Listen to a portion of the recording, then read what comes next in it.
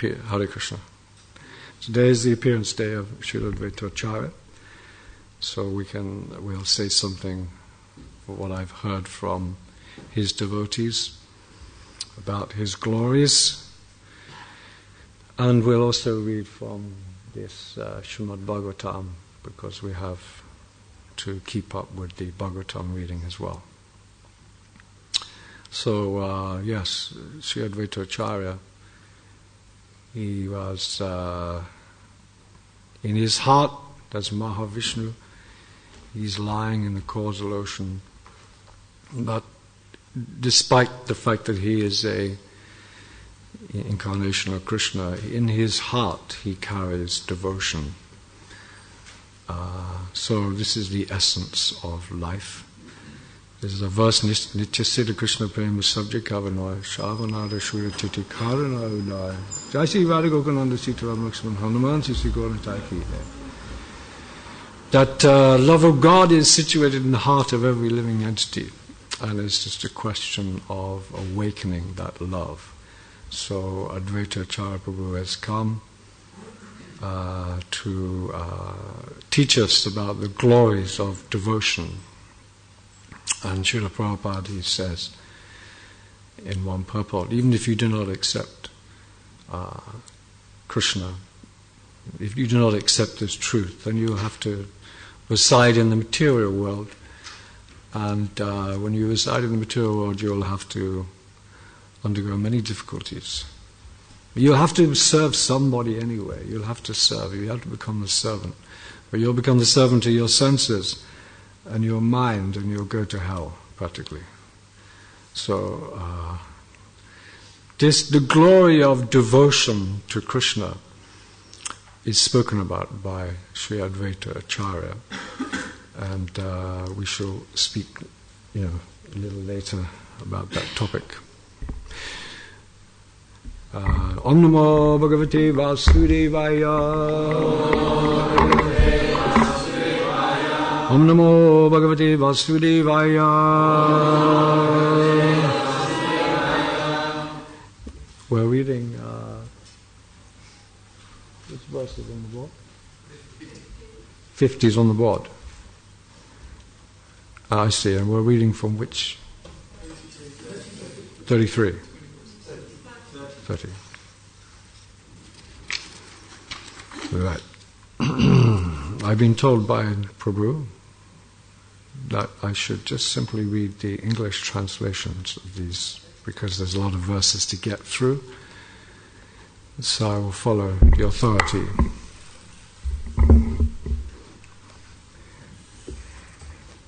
I don't usually follow authorities very well, but I try to be in that spirit, because that's what devotion's all about. Okay, reading from text 30, English translation. I'll read the first Sanskrit one. Tato darshana bhagavan ashoka vinikasvame krishvam sva viraha vedhyam simsapa mulam ashritam. Thereafter Lord Ramachandra found Sita Devi sitting in a small cottage beneath the tree named Shimsapa in a forest of Ashok trees. She was lean and thin, being aggrieved because of separation from him. Seeing his wife in that condition, Lord Ramachandra was very compassionate. When Ramachandra came before her, she was exceedingly happy to see her beloved, and her lotus-like mouth showed her joy. After giving Vibhinsan the rule to rule the Rakshasa population of Lanka for the duration of one kalpa, Lord Ramachandra, the Supreme Personality of Godhead, Bhagavan, placed Sita Devi on an airplane decorated with flowers, and then got on the plane himself. The period for his living in the forest having ended, the Lord returned to Ayodhya, accompanied by Hanuman, Sugriva, and his brother Lakshman. When Lord Ramachandra returned to his capital Ayodhya, he was greeted on the road by the princely order, who showered his body with beautiful fragrant flowers, while great personalities like Lord Brahma and other demigods glorified the activities of the Lord in great jubilation. Upon reaching Ayodhya, Lord Ramachandra heard that in his absence his brother Bharat was eating barley cooked in the urine of a cow, covering his body with the bark of trees, wearing matted locks of hair, and lying on a mattress of kusha. The most merciful Lord very much lamented this. Text number. When Lord Bharat understood that Lord Ramachandra was returning to the capital Ayodhya, he immediately took upon his own head Lord Ramachandra's wooden shoes and came out from his camp at Nandigram. Lord Bharat was accompanied by ministers, priests, and other respectable citizens, by professional musicians vibrating pleasing musical sounds, and by learned Brahmins loudly chanting Vedic hymns. Following in the procession were chariots drawn by beautiful horses with harnesses of golden rope. These chariots were decorated by flags with golden embroidery and by other flags of various sizes and patterns. There were soldiers bedecked with golden armor, servants bearing betel nut, and many well-known and beautiful prostitutes. Many servants followed on foot, bearing an umbrella, whisks, different grades of precious jewels, and other paraphernalia befitting a royal reception. Accompanied in this way, Lord Bharat, his heart softened in ecstasy and his eyes full of tears, approached Lord Ramachandra and fell at his lotus feet with great ecstatic love.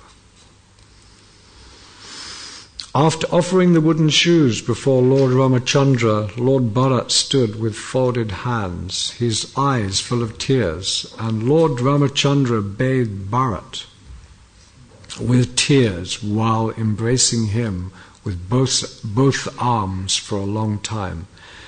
Accompanied by Mother Sita and Lakshman, Lord Ramachandra then offered his respectful obeisances unto the learned Brahmins and the elderly persons in the family. And all the citizens of Ayodhya offered their respectful obeisances unto the Lord. The citizens of Ayodhya, upon seeing their king return after a long absence, offered him flower garlands, waved their upper cloths, and danced in great jubilation. O King, Lord Bharat carried Lord Ramachandra's wooden shoes. Sugriva and Vibhishan carried a whisk and an excellent fan. Hanuman carried a white umbrella. Shatrughna carried a bow and 2 quivers, and Sita Devi carried a water pot filled with water from holy places. Angada, I think is it, carried a sword, and Jambavan, king of the Rikshas, carried a golden shield. O King Parikshit, as the Lord sat on his aeroplane of flowers with women offering him prayers and reciters chanting about his characteristics, he appeared like the moon with the stars and planets. Thereafter, having been welcomed by his brother Bharat, Lord Ramachandra had entered the city of Ayodhya in the midst of a festival. When he entered the palace, he offered obeisances to all the mothers, including Kaikeya and other wives of Maharaj Dasarath, and especially his own mother Kushala. He also offered obeisances to the spiritual preceptors such as Vasista. Friends of his own age and younger friends worshipped him, and he returned their respectful obeisances, as did Lakshman and Mother Sita. In this way they all entered the palace. Upon seeing their son, the mothers of Ram, Lakshman, Bharat and Shatrugna immediately arose, like unconscious bodies returning to their consciousness. The mothers placed their sons on their laps and bathed them with tears, thus relieving themselves of the grief of long separation. The family priest or spiritual master Vasistha had Lord Ramachandra cleanly shaved, freeing him from his matted locks of hair. Then, with the cooperation of the elderly members of the family, he performed the bathing ceremony for Lord Ramachandra with the water of the 4 seas and with other substances, just as it was performed for King Indra.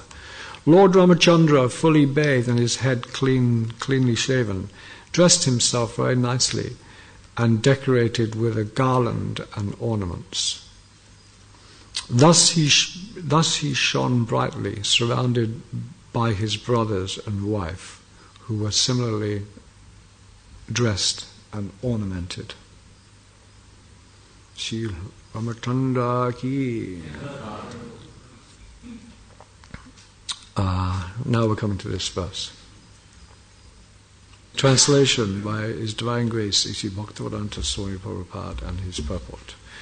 Being pleased by the full surrender and submission of Lord Bharat, Lord Ramachandra then accepted the throne of the state. He cared for the citizens exactly like a father, and the citizens, being fully engaged in their occupational duties of Varna and Ashram, accepted him as their father. Purport. People are very fond of the pattern of Ramraj, and even today politicians sometimes form a party called Ramraj, but unfortunately they have no obedience to Lord Ram. It is sometimes said that people want the kingdom of God without God. Such an aspiration, however, is never to be fulfilled. Good government can exist when the relationship between the citizens and the government is like that exemplified by Lord Ramachandra and his citizens. Lord Ramachandra ruled his kingdom exactly as a father takes care of his children, and the citizens, being obliged to the good government of Lord Ramachandra, accepted the Lord as their father. Thus the relationship between the citizens and the government should be exactly like that between the father and son. When the sons in a family are well trained, they are obedient to the father and mother. And when the father is well qualified, he takes good care of the children. As instructed here by the word Sadhama Nirata Vanashram Gunanvita, the people were good citizens because they accepted the institution of Varna and Ashram, which arranges society in the Varna division of Brahman, Kshatriya, Vaishya and Shudra, and the Ashram division of Brahmacharya, Grihastha, Vanaprastha and Sannyas. This was actual human civilization. People must be trained according to different Varna, Ashram occupational duties, as confirmed in Bhagavad Gita 4.13. Chaturvhanyam maya sristam guna kama vibhagasa. The 4 varnas must be established according to varying qualities of work. The first principle for good government is that there must institute this varnashram system. The purpose of varnashram is to enable people to become God conscious. Varnashram Acharyata Purushena Paraparam Vishnu Aradyate. The entire Varnashram scheme is intended to enable people to become Vaishnavas, Vishnu Asya Devata. When people worship Lord Vishnu as the Supreme Lord, they become Vaishnavas. Thus people should be trained to become Vaishnavas through this system of Varna ashram, as they were during the reign of Lord Ramachandra, when everyone was fully trained to follow the Varnashram principles. Simply enforcing laws and ordinances cannot make the citizens obedient and lawful. That is impossible. Throughout the entire world there are so many states, legislative assemblies and parliaments, but still the citizens are rogues and thieves. Good citizenship, therefore, cannot be enforced. The citizens must be trained. As there are schools for colleges to train students to become chemical engineers, lawyers, or specialists in many other departments of knowledge, there must be schools and colleges to train students to become Brahmins, Kshatriyas, Vaishyas, Shudras, Brahmacharis, Grihastas, Vanaprasthas, and Sannyasis. This will provide the preliminary conditions for good citizenship. Varnashram Gunanvita. Generally speaking, if the king or president is a Rajrishi, the relationship between the citizens and the chief executive will be clear, and there will be no possibility of disruption in the state, because the number of thieves and rogues will decrease. In Kali Yuga, however, because the Varnashram system is neglected, people are generally thieves and rogues. In the system of democracy, such thieves and rogues naturally collect money from other thieves and rogues, and thus there is chaos in every government, and no one is happy. But here the example of good government is found in the reign of Lord Ramachandra. If people follow this example, there will be good government all over the world. Srila Prabhupada ki. Yeah.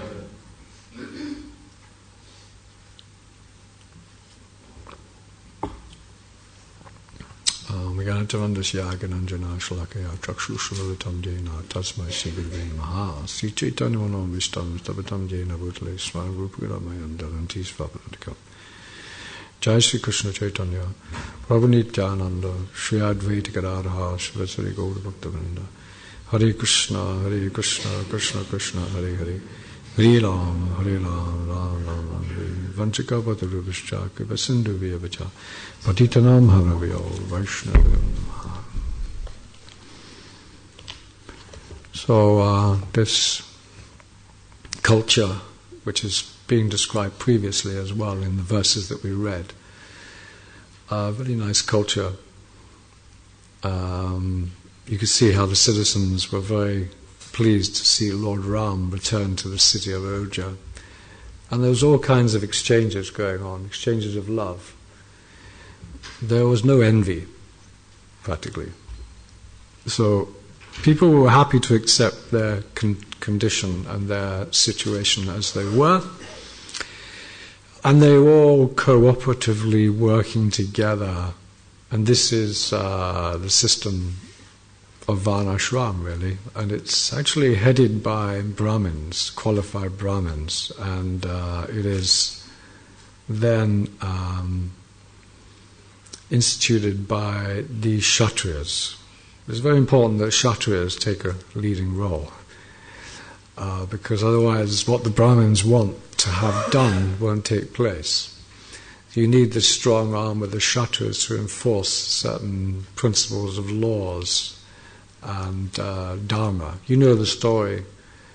Even Lord Ramachandra, when he heard that one washerman had criticized Sita because she left home, he immediately instigated, "Oh, now I cannot have this. It is seen by some citizens that Sita had left her husband and went to another location in the care of another man. Therefore, she has to be banished." And he immediately... So this rigid application of laws of Varnashram is there to protect the citizens, because if you don't have strong moral, ethical and religious practices going on, then very soon society breaks down, liberalism comes into play, and people, well, it's not so bad, it's okay, But what's happening is that if we do not follow strictly these principles, the mind and senses take over. Sense gratifications comes to the forefront, and one lives a life of enjoyment instead of sacrifice. So the Varnashram system is there to teach citizens how to sacrifice and perform tapasya and to become a little austere, like that. So this is the whole system was to spiritualize, as Srila Prabhupada says, was to spiritualize society. That is the whole idea. Not to instigate a system where you can do as you please, because whatever feels good, do it. That's the American Western world system. And in fact, it is the system of the democratic states. They're like that. And currently in the United Kingdom, democracy is going through turmoil because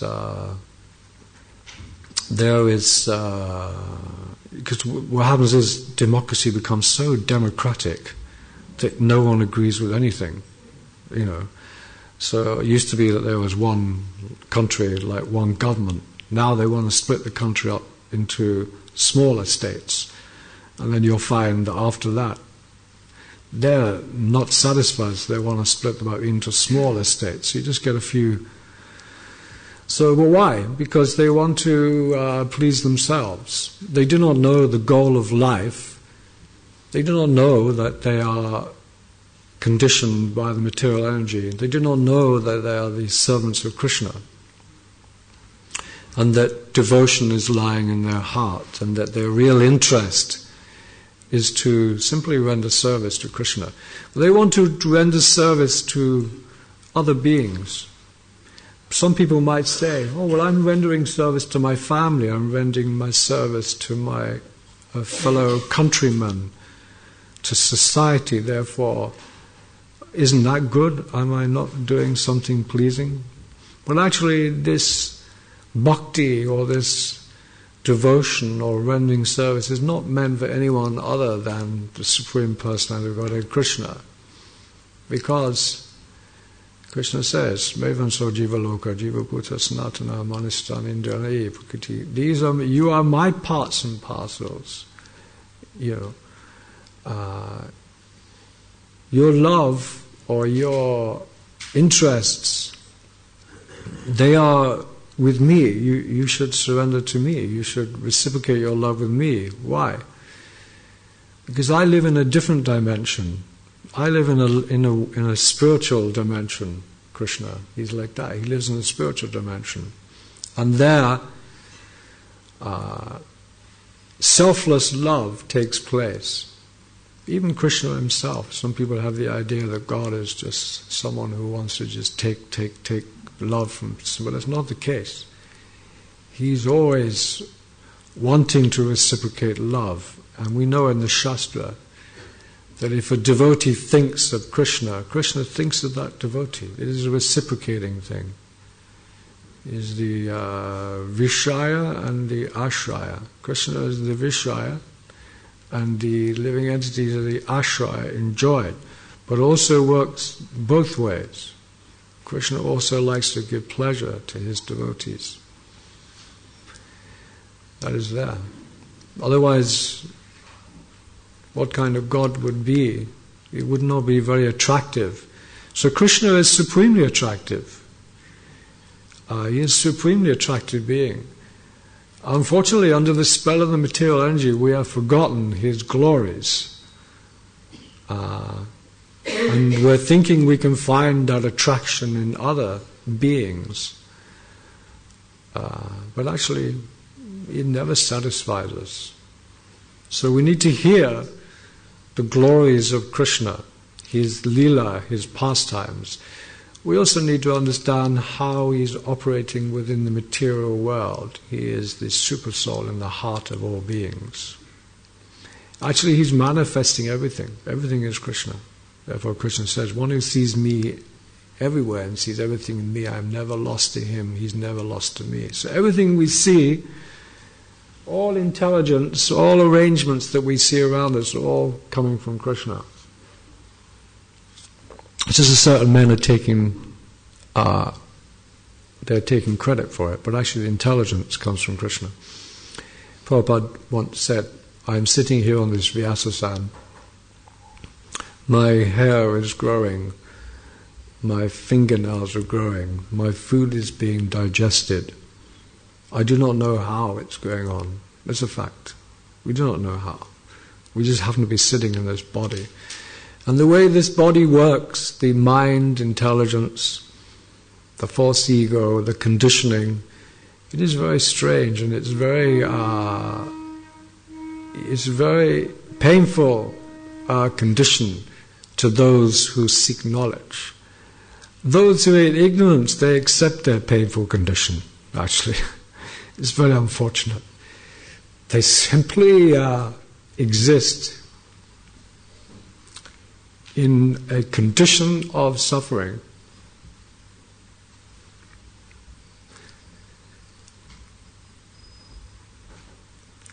That's all.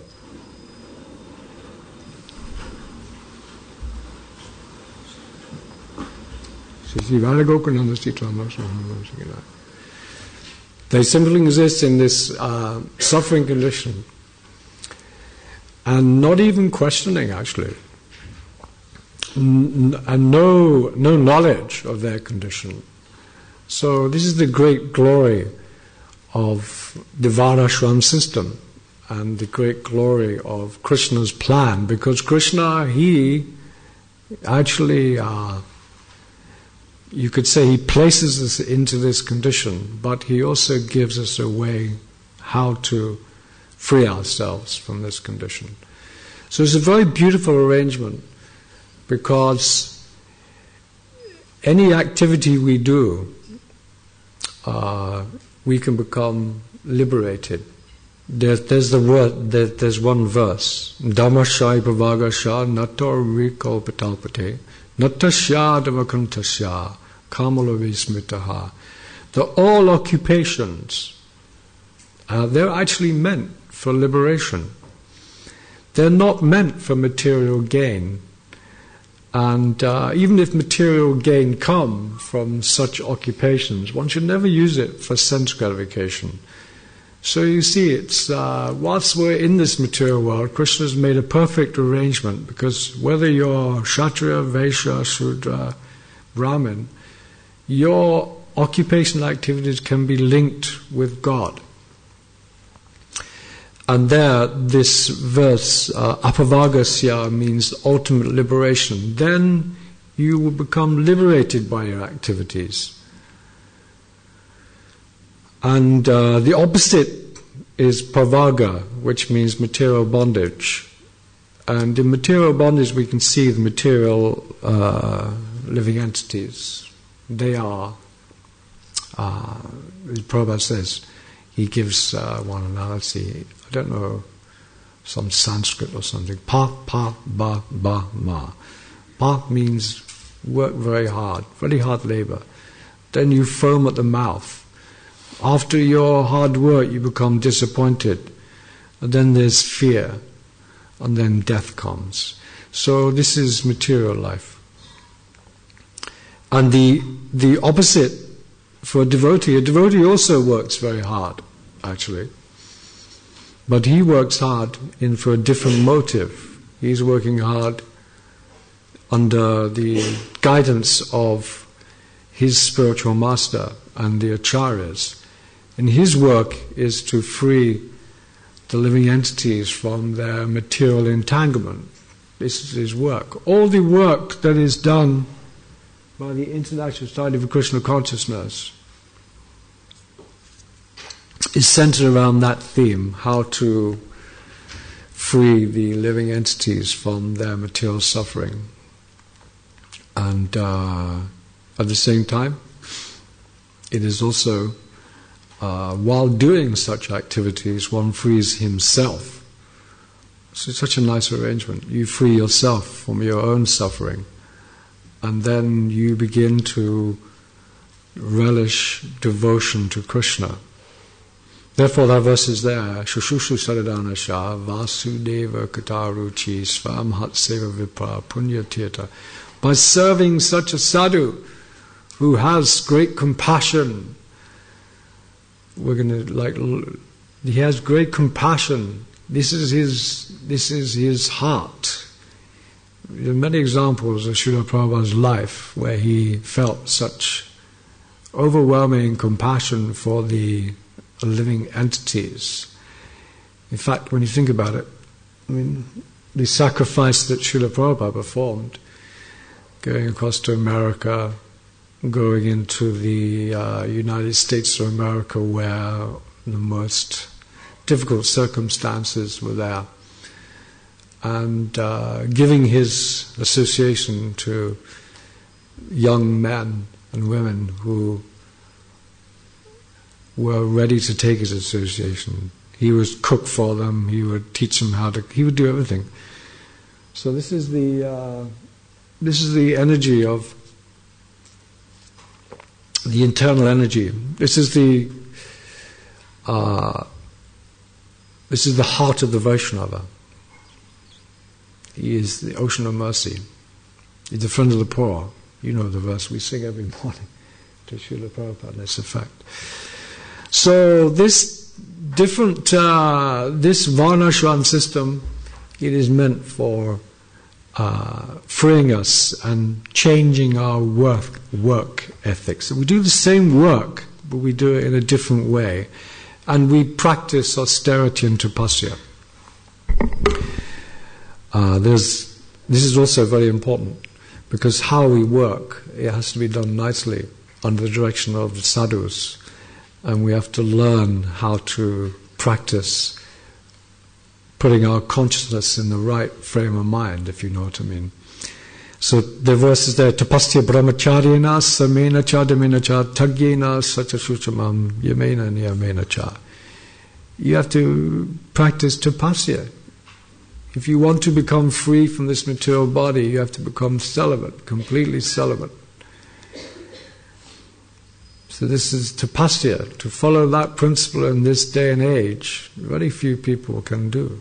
But the devotees of the Hare Krishna movement, they are practicing such tapasya. They are freeing themselves from their material bodies. They are samena cha damena cha. They control their mind and their senses. How do they do this? They do this by chanting the holy name of Krishna.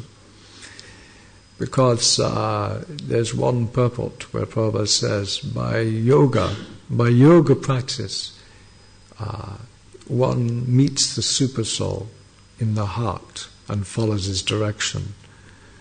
So the super soul in the heart, one has to meditate, one has to follow the direction of the super soul. This can be done by following the instructions of the spiritual master, because the spiritual master is the direct manifestation of the super soul.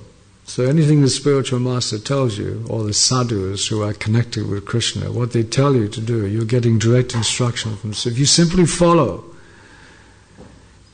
and it's very careful that we should be to inquire from the spiritual master, what is the process of taking my mind from material energy? How should I chant the holy name? What mood should I chant the holy name in? How should I relate to devotees?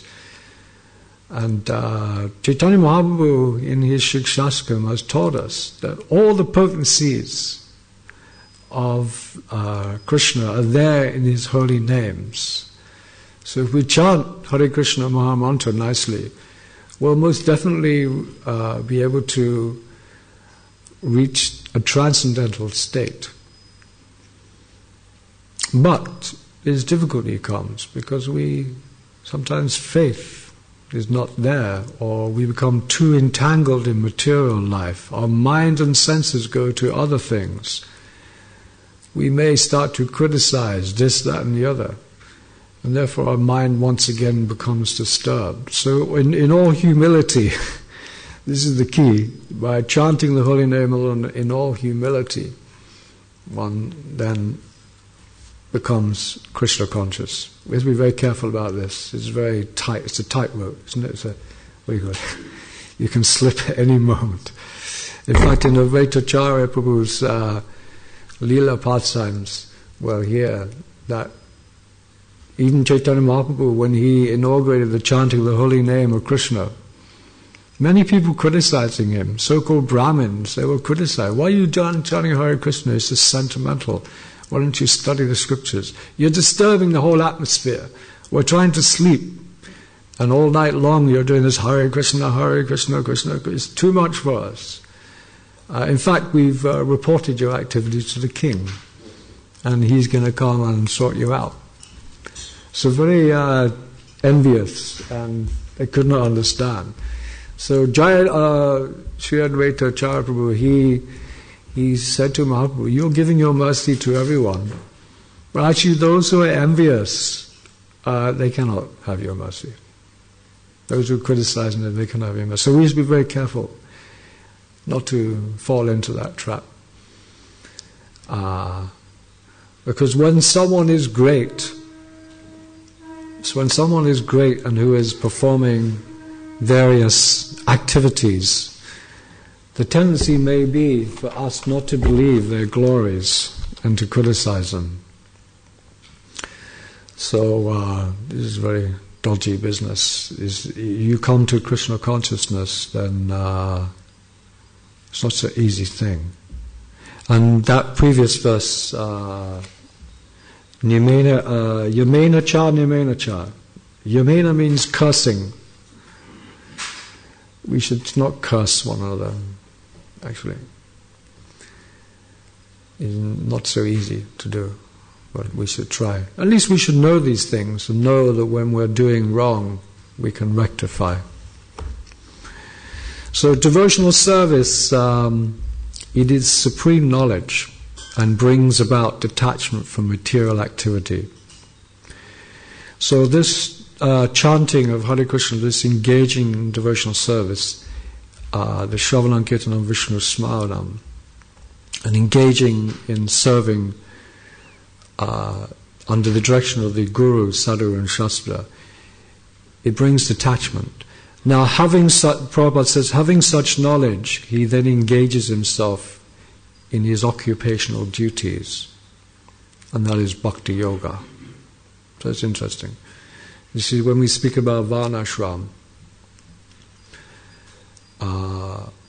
varnashram appears to be utilized in two different ways. It is there for the general populace, so they can gradually learn how to act correctly and do the right thing, act in their duty under guidance of, social laws and responsibilities. And by acting in that way, one actually is trained to become pious, and he becomes a good citizen. And it is described that one who, Krishna says in Bhagavad Gita, one who is pious in previous life and this life, he can take to devotional service. Of course, we know there's different sorts of piety. Bhakti Mukhi Sukriti, Kama Sukriti, Gyan Sukriti. But nevertheless, even someone who is doing some piety in the material world, I think Buddhajan Prabhu in his Bhagavad Gita study, he said, someone told me that this discussion was there, why should someone take to devotional life? Because a life of piety is beneficial, and it's like it waters the root somewhat. And therefore one might find it easier to take to devotional life. I don't know, you book distributors, you distribute all the time. You probably distribute books to some, what you might consider very impious people, I don't know, but probably people who are religious and who are kind, and they're probably more likely to take rather than So this Varnashram system is there for that purpose, to bring people to that particular point. But nevertheless, when one is Krishna conscious, when he is practicing devotional life, he then utilizes the Varna ashram system and engages in bhakti yoga according to his ability. So if he's a Brahminical sort, he might be more studious, he might be a Kshatriya, more administrative, he might be more able to raise funds or work on the land or whatever. So you can use all these things in the service of Krishna. And Prabhupada said that the modern idea of a classless society can only be introduced by Krishna consciousness. Actually, now what Srila Prabhupada is saying here is that there's always different sorts of men, but classless meaning that one gives respect to all the citizens. And this is the beauty of the Varnashram system, that one respects everyone as part of God. And like that. It's getting a little late, so I'm going now to speak about. So Sri Advaita Acharya,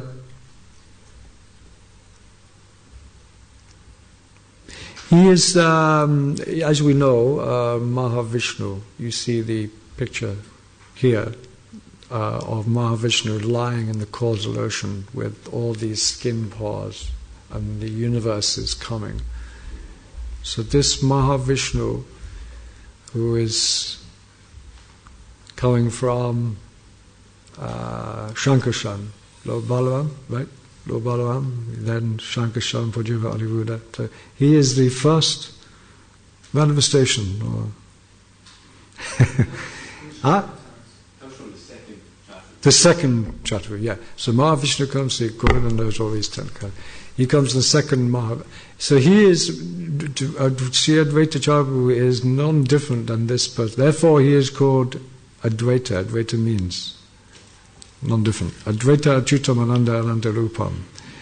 So he is also, I was listening to His Holiness Radhanath Swami the other day, because if you want to know about Advaita Acharya's appearance day, you can just go on YouTube and you'll find endless lectures on the topic. So those that want to, they can go on that today and hear. So many sadhus speaking on the topic. So yeah, Radhanath Swami, he was saying that this Sri Advaita Acharya, he is Mahavishnu and also Sadhu Shiva, the original Shiva in the spiritual world. So he's like both. Sadhu Shiva is here today. Sadhu Shiva Prabhu is named after this spiritual form. Now, the spiritual form of Shiva in the spiritual world, anyone know, can tell us more about that? I think maybe we can find out, research that. But Sadhu Shiva is the, Radhanath Swami says he's the original Shiva from the spiritual. So I think there must be a planet where he resides. Anyway, this Mahavishnu, he is the first Purusha avatar. He's the cause of all causes and the father of all. By his glance, the living entities are thrown into the material. This Sri Advaita Prabhu is a limb. He is not even he is described as a limb of that Mahavishnu, because the limb is the more, to say that one is a limb, he's much more closely connected than to say one is a, what do you call the other way of?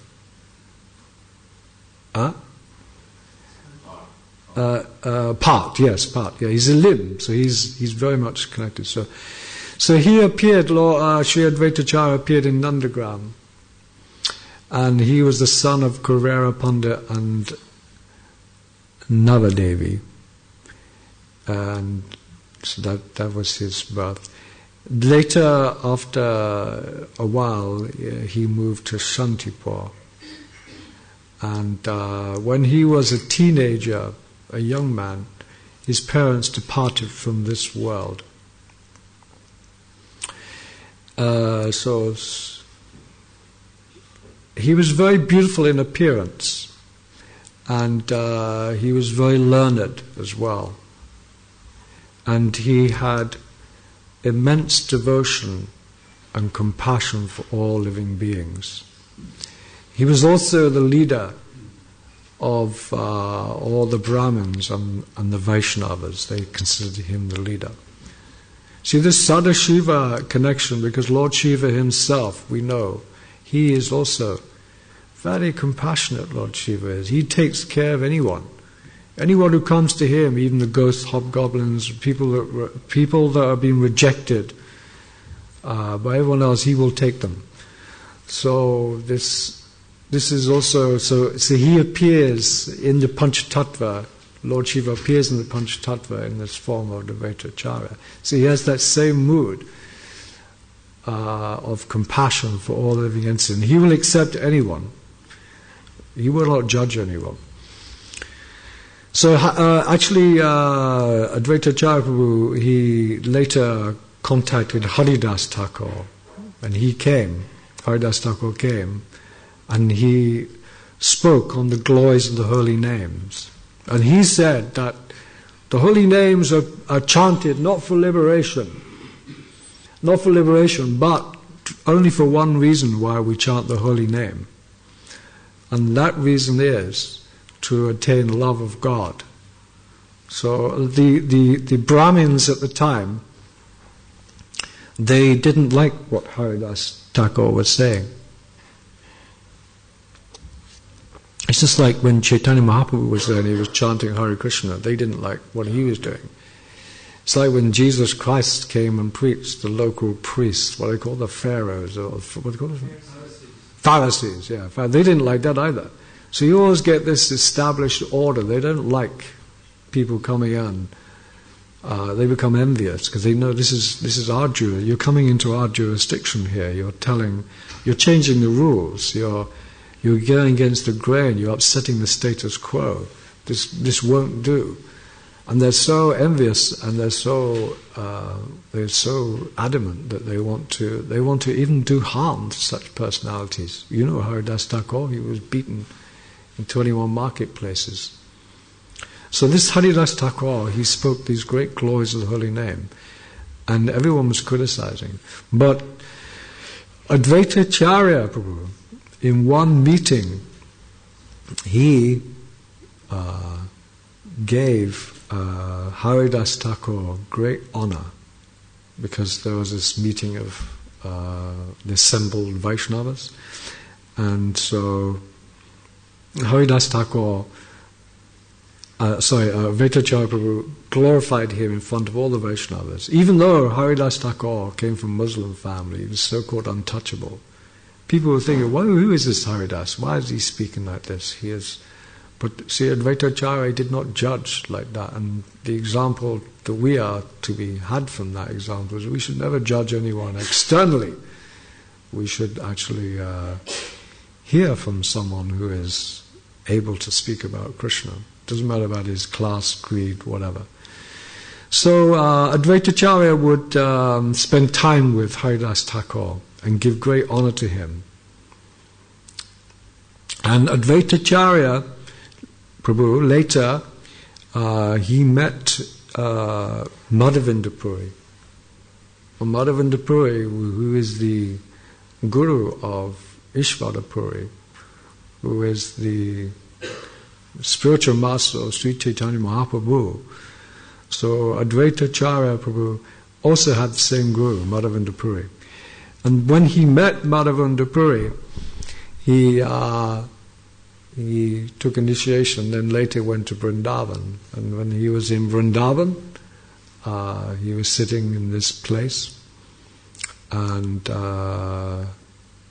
he had a dream, and Krishna told him that I am under this ground, please rescue me. A bit like Madhavinda Puri. You know that Madhavinda Puri Leela? He also had a dream that Krishna is, I'm buried because the Muslims came and disturbed the scene. So similarly, it seems that Advaitacharya Prabhu had a dream and he found a deity. Anyway, that deity was given to someone and to worship, and later Madhavinda Puri told Advaitacharya to return to Shantipur because he had a mission to fulfill. But actually Advaitacharya, he always wanted to be with Haridas. He wanted that association. So that's an important lesson for us. We should always seek the association of devotees of Krishna. So Advaita Acharya Prabhu, when he returned, he began to fast, and he wanted that Sri Chaitanya Mahaprabhu, he could see the condition of the living entities, and because of the great compassion for him, and he was feeling the pain in the hearts of all living entities. Actually, Radhanath Swami was saying in his class that you should think that he was feeling your pain, because he could see past, present and future. He knew the condition of the living entities, so because of the pain that we have to undergo, our conditioning, our suffering conditioning in this material body, he understood that. And he wanted that Mahaprabhu come and relieve us from this suffering. So he prayed and he fasted and he cried for many years. So many tears he cried. So, by love and compassion, it's by his love and compassion for us that we have had the opportunity, because he brought with him this Sankirtan movement, because he brought, who did he bring? Who he wanted to bring? Sri Chaitanya Mahaprabhu. Because he knew that Sri Chaitanya Mahaprabhu was going to bestow upon the living entities the means by which they could become devotees. So sadhya, sadhana, sadhya, the means and the end is the same. So he wanted that the devotees, Sri Advaita Acharya wanted that Mahaprabhu would come and deliver all the living entities, because he could see no other way. So this is interesting. Actually, Srila Prabhupada himself, when he was a young man, he was in a play, and that play took a long time to organize. But he played the part, he was given the part of Advaita Acharya.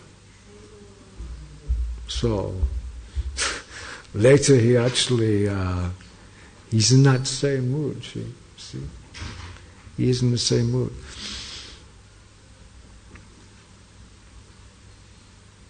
So, Haridas Thakur and Advaita Acharya, on that full moon night, when Chaitanya Mahaprabhu actually appeared, they became very ecstatic. They weren't right there on the scene, but they understood that Mahaprabhu had appeared. They became very much ecstatic and full of ecstasy, and they danced like madmen.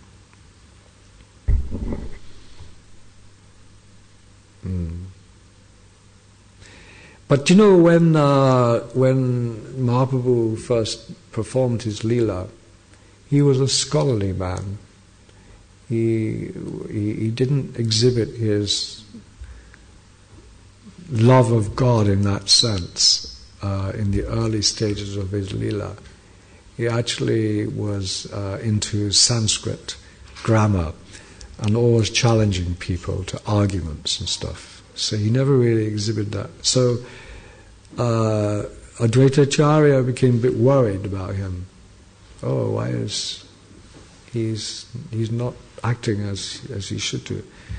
So therefore, they began to pray that Nimai could become a devotee. So Advaita Acharya and Haridas, they were praying like that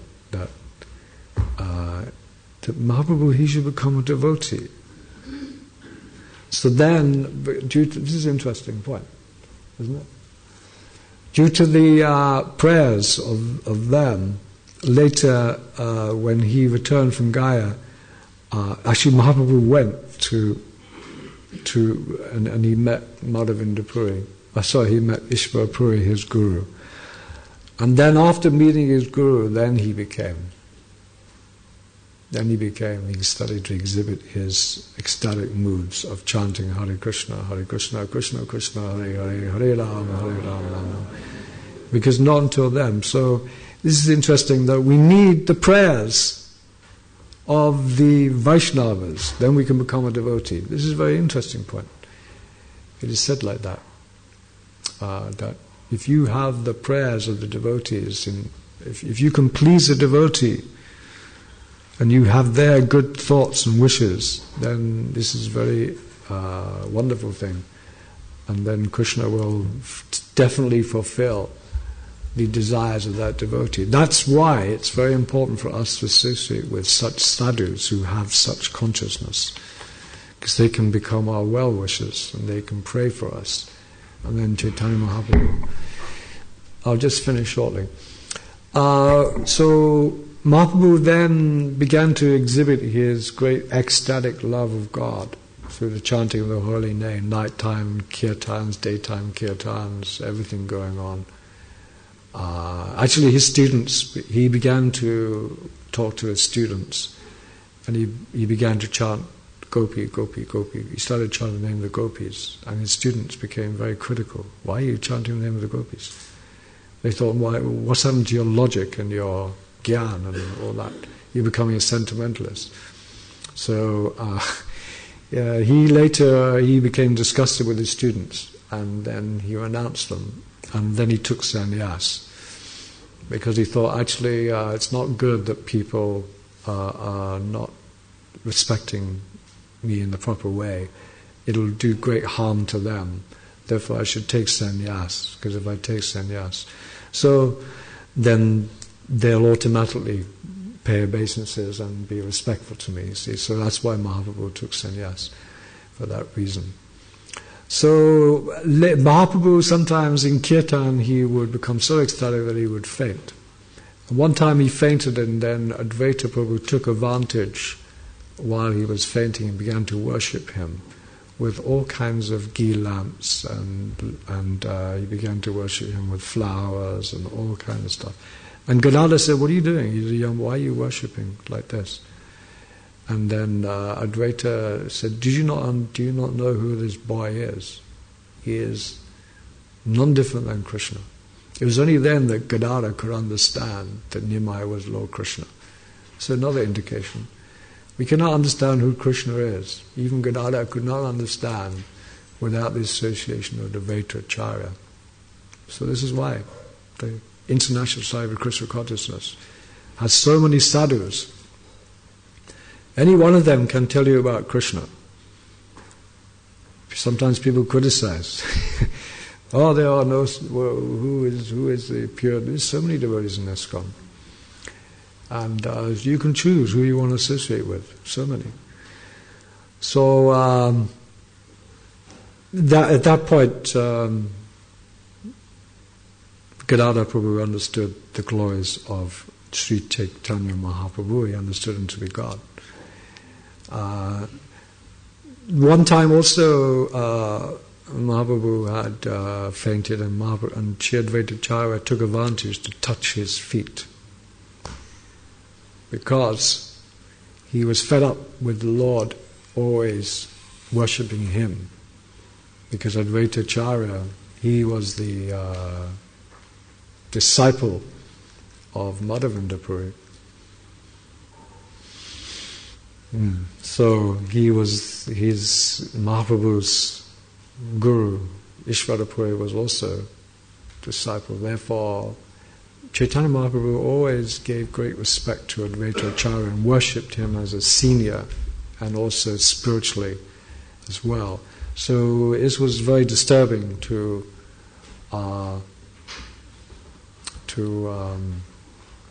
Sri Advaita Prabhu.